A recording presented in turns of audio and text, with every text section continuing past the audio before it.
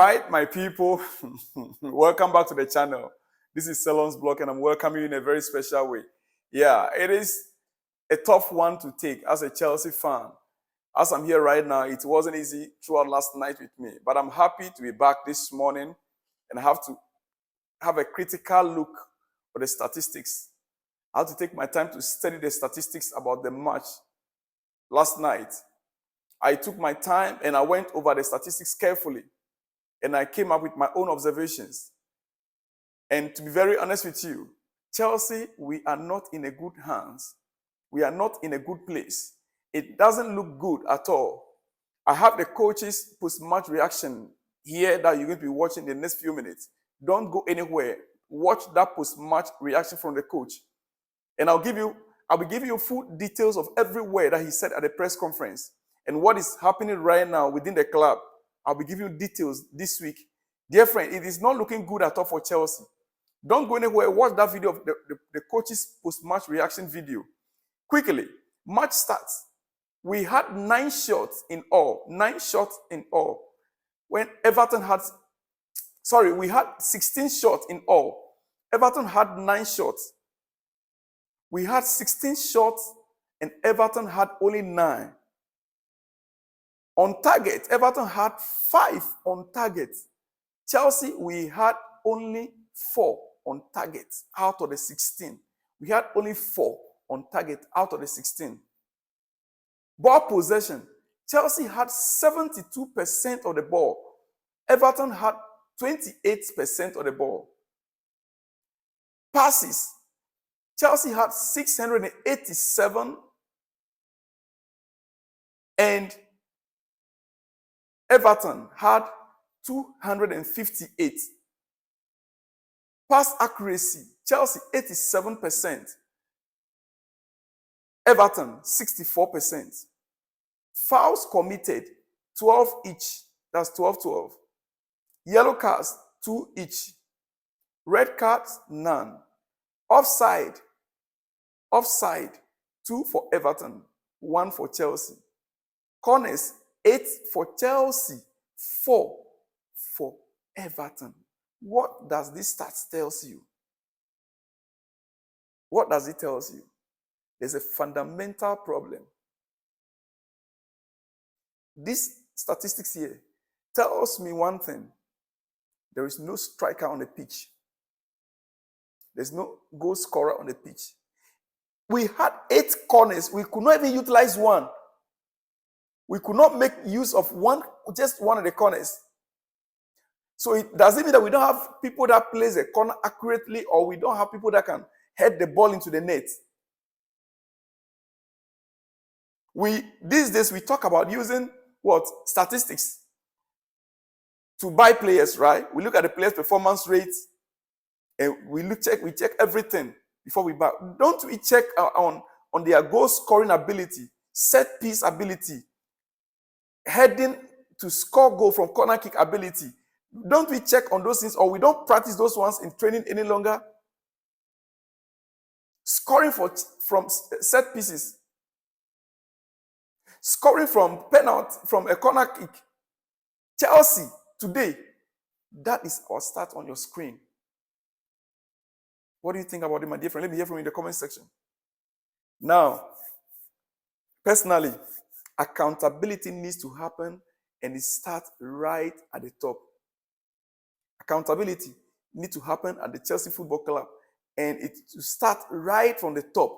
The sporting directors must take responsibility. Listen, those sporting directors took 2 months to settle on Pochettino.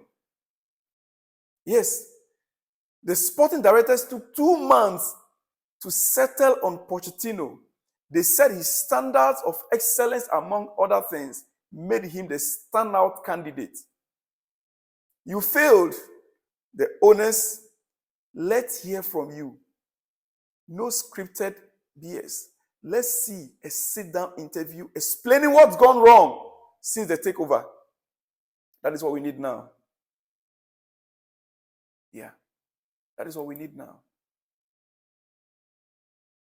In this game we played, it will interest you to note that the only player that registered or created better chance is Mikhailo Moedric.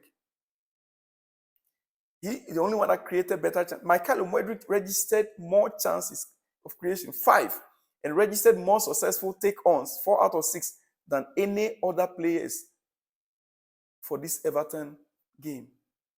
He was the only outstanding player, Mikhailo Moedric. I must point that out. Yeah, we need to point that out very clearly. Right? I'm not going to go any further because I want you to watch the video, the post-match reaction of our coach. And let me hear from you, your thoughts on Moedric's performance today. Your thoughts on Mikhailo Moedric's performance today. Let me hear from you in the comment section, dear friend. When the coach was speaking, one thing that he pointed out, and I want to say it here before I let you go, on Reece James, Pochettino on Reece James, he said Reece James felt something in his hamstring. It's not so nice for him to suffer another injury. He is an important player for us, he told BBC. But as it stands right now, Reece James, the solution it's a surgery. I am told he refused to undergo a surgery. All the treatment receiving so far, it wasn't a surgery. He refused to undergo surgery. But this time around, if we are to get him back fit, then somebody needs to convince him to go for the surgery and get that thing fixed once and for all. Otherwise, how many games did he play when he came back? 2 games or 3 games? Full 90 minutes, 2 or 3 games, right? Now he's going back again. Only God knows when. My dear friend, let me leave you here. Watch the post-match reaction of the coach, and I shall be back with the next one. See you when you see me. Shalom. Just give us your assessment of today's game. No, really, it's a game that we really start really well. I think, of course, with some circumstances that we need to put in context, the issue of pre-shame, I think, affecting the way that we prepare the game. But I think the team keep pushing and playing well, and when we were playing really well, I think we conceded. We were not clinical enough in the last third, and that punish us, that no score.